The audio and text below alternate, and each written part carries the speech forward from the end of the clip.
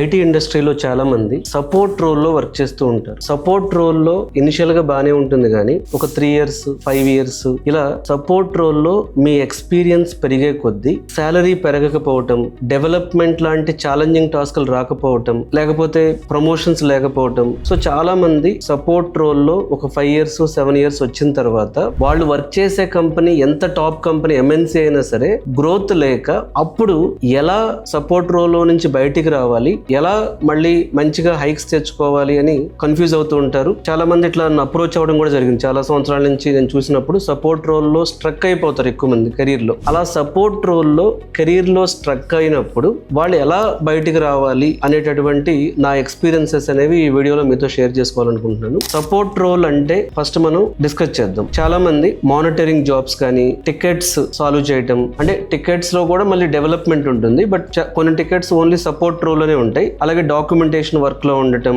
లేకపోతే ఓన్లీ వాళ్ళ job monitoring, root cause analysis చేయటం, అంతేగాని వాళ్ళు సొల్యూషన్ ఇవ్వరు. అంటే దానికి డెవలప్మెంట్, టెస్టింగ్, సొల్యూషన్ ఇవ్వకుండా బేసిక్ గా ఒక రిపిటేటివ్ అంటే same kind of A monitoring support work లో ఉండిపోతారు. ఇలాంటి వాళ్ళు ఏం చేస్తే అక్కడ వాళ్ళ కెరీర్ లో స్ట్రక్ అవ్వకుండా గ్రోత్ కి వెళ్ళొచ్చు అంటే డెఫినెట్ గా వాళ్ళకు అంటే ఈ రిపిటేటివ్ టాస్క్ అలవాటు అయిపోయి, సో వాళ్ళకి అంతకు ముందున్న ప్రాబ్లమ్ సాల్వింగ్ స్కిల్స్ తగ్గిపోవటం, కోడింగ్ అండ్ డిజైన్ వర్క్ లోకి వాళ్ళకి ఆపర్చునిటీ కంపెనీలో రాకపోవటం, ప్రొడక్ట్ ఓనర్షిప్ తీసుకునేటటువంటి అవకాశం రాకపోవటం, సో ఇలాంటివి ఉండటం వల్ల వాళ్ళు ఆ కెరీర్ స్ట్రక్ అయిపోయి బయటకు వచ్చి వేరే కంపెనీస్కి వెళ్ళేటప్పుడు కొంచెం ఇబ్బంది పడుతూ ఉంటారు. సో వీళ్ళు చేయాల్సినటువంటి కొన్ని పాయింట్స్ ఏంటి అంటే ఒక రోడ్ మ్యాప్ లాగా పెట్టుకుంటే బెటర్. వీళ్ళు అంటే సపోర్ట్ జాబ్ నుంచి ఒక 100 days రోడ్ మ్యాప్ పెట్టుకుని ఎలా వాళ్ళు డెవలపర్ జాబ్ కానీ లేకపోతే వాళ్ళకి నచ్చిన స్కిల్ లో షిఫ్ట్ అవ్వడానికి ఒక 100 days రోడ్ మ్యాప్ లాగా పెట్టుకుని ఫస్ట్ మంత్ లో ఒక రైట్ పాత్, అంటే ఈ సపోర్ట్ జాబ్ అనేది దేనికి రిలవెంట్ గా ఉంది, వాళ్ళకి అక్కడ లైనెక్స్ కమాండ్స్ ఉన్నాయా, లేకపోతే SQL క్వరీస్ ఉన్నాయా, డేటాబేస్ ఉందా, లేకపోతే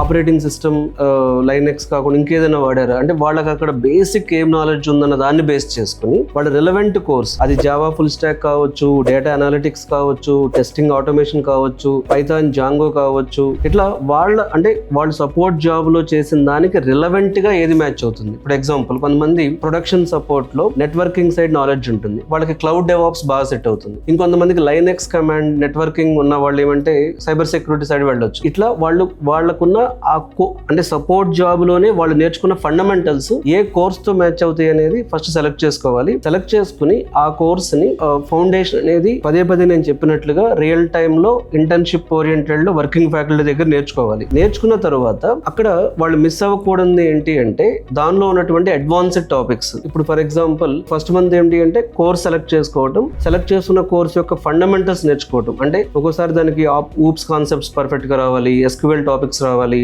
డేటా స్ట్రక్చర్స్, ఎరేస్ లేకపోతే లూప్స్, లాజిక్ తెలియాలి. ఇలా బేసిక్ కాన్సెప్ట్స్ అన్ని అంటే కోర్సు సెలెక్ట్ చేసుకుని ఆ కోర్సుకు కావాల్సినటువంటి ఫండమెంటల్స్ అనేవి ఫస్ట్ మంత్ లో నేర్చుకోవడం ఇంపార్టెంట్. ఈ కోర్సు సెలక్షన్ లోనే సగం సక్సెస్ ఉంటుంది. మళ్ళీ చెప్తున్నాను, ఏ కోర్సు ట్రెండింగ్ లో ఉంది, ఏ కోర్స్ కి ఫ్యూచర్ ఉంటుందో కాకుండా ఏ కోర్సు మీకు ఈజీగా వస్తుంది, ఏ కోర్స్ కి జాబ్స్ ఉన్నాయి, దీని మీద ఆధారపడి తీసుకోండి. సో వన్స్ మీకు ఆ బేసిక్ నాలెడ్జ్ వచ్చిన తర్వాత డెఫినెట్ గా సెకండ్ మంత్ కి వచ్చేటప్పటికి ఆ కోర్స్ లో ఉన్నటువంటి అడ్వాన్స్డ్ టూల్స్ కానీ, ఫ్రేమ్ వర్క్స్ కానీ, ఇంటిగ్రేషన్స్ కానీ, క్లౌడ్ సర్వీసెస్ కానీ నేర్చుకోవడం అనేది ఇంపార్టెంట్. సో థర్డ్ మంత్ కి వచ్చేటప్పటికి సో డెఫినెట్ గా ప్రాజెక్ట్ అనేది important. Without project, without internship no one will trust you. ఆ ప్రాజెక్ట్ కూడా ఏదో ఉన్న డమ్మీ ప్రాజెక్ట్ లా కాకుండా రియల్ టైమ్ ప్రాజెక్ట్ లో చేయడం అనేది చాలా ఇంపార్టెంట్. సో వన్స్ మీరు రియల్ టైమ్ ప్రాజెక్ట్ లో చేసిన తర్వాత అప్పుడు మీరు డెఫినెట్ గా అంటే ఇప్పుడు ప్రాజెక్ట్ ఎక్స్పీరియన్స్ ఉంది మీకు, బట్ 1 month ఎక్స్పీరియన్స్ ఉంది. అలా కాకుండా ఇంకొక 2-3 months ఏంటంటే so real world tech and frame works, అంటే మీరు API ఇంటిగ్రేషన్ కానీ, సో ఫ్రంట్ ఎండ్ తో ఇంటిగ్రేషన్, బ్యాక్ ఎండ్ తో integration, so advanced frame works మీద కూడా ఫోకస్ చేయడం మంచిది. అంటే ఇది మొత్తం ఒక 100 days లో సింప్లిఫైడ్ గా చెప్పాలంటే కోర్ సబ్జెక్ట్ నేర్చుకోవాలి, అందులో ఉన్నటువంటి అడ్వాన్స్డ్ టాపిక్స్ తెలుసుకోవాలి, ప్రాజెక్ట్ చేయాలి, ప్లస్ అడ్వాన్స్డ్ ఫ్రేమ్ వర్క్స్ కూడా తెలియాలి. ఇలా ఈ 4 ఏరియాస్ ని ఒక 4 months, 100 days అవ్వకపోవచ్చు, ఒక 4 months కష్టపడితే ఈ సపోర్ట్ జాబ్ లో ఆల్రెడీ మీకు IT ఎక్స్పీరియన్స్ ఉంది, జెన్యూన్ ఎక్స్పీరియన్స్ ఉండుంటుంది కాబట్టి మీకు కమ్యూనికేషన్ ఉండుంటుంది ఆల్రెడీ. సో మీకు అంటే company structure, environment, work team structure అవన్నీ తెలుసుంటాయి కాబట్టి సో ఒక ఈజీ సబ్జెక్ట్ చూస్ చేసుకుని ఆ ఈజీ సబ్జెక్ట్ లో ఈ 4 layers గా డివైడ్ చేసుకుని కానీ ప్రిపేర్ అయితే ఒక లేయర్ కోర్ సబ్జెక్ట్, ఒక లేయర్ అడ్వాన్స్డ్ టాపిక్స్, ఒక లేయర్ ప్రాజెక్ట్, ఒక లేయర్ అడ్వాన్స్డ్ ఫ్రేమ్ వర్క్స్, ఇట్లా కానీ ప్రిపేర్ చేసుకుంటే ఈ 4 layer స్ట్రక్చర్ లో ఎవరైనా సరే ఒక 100 నుంచి 120 days లో సపోర్ట్ జాబ్ లో నుంచి డెవలపర్ జాబ్ అవడం అంత కష్టం కాదు. కానీ మళ్ళీ చెప్తున్నాను, ఫ్యూచర్ బాగుందని కష్టమైన సబ్జెక్ట్ సబ్జెక్ట్ తీసుకోకండి. ఈజీ సబ్జెక్ట్స్ చాలా ఉంటాయి. ఆ ఈజీ సబ్జెక్ట్స్ తీసుకుంటే ఎవరైనా సరే సపోర్ట్ జాబ్ లో స్ట్రక్ అవ్వకుండా డెవలపర్ జాబ్ కి ఈజీగానే చేంజ్ అవ్వచ్చు. సో మీలో ఎవరికైనా సపోర్ట్ జాబ్ నుంచి ఎటువంటి కోర్స్ నేర్చుకోవాలి, ఎలా నేర్చుకోవాలనే కన్ఫ్యూజన్ ఉంటే ఈ వీడియోలో ఇచ్చిన నెంబర్కి కాల్ చేసి ఆన్లైన్ లో ఆర్ ఆఫ్లైన్ లో అపాయింట్మెంట్ తీసుకుని మాట్లాడొచ్చు.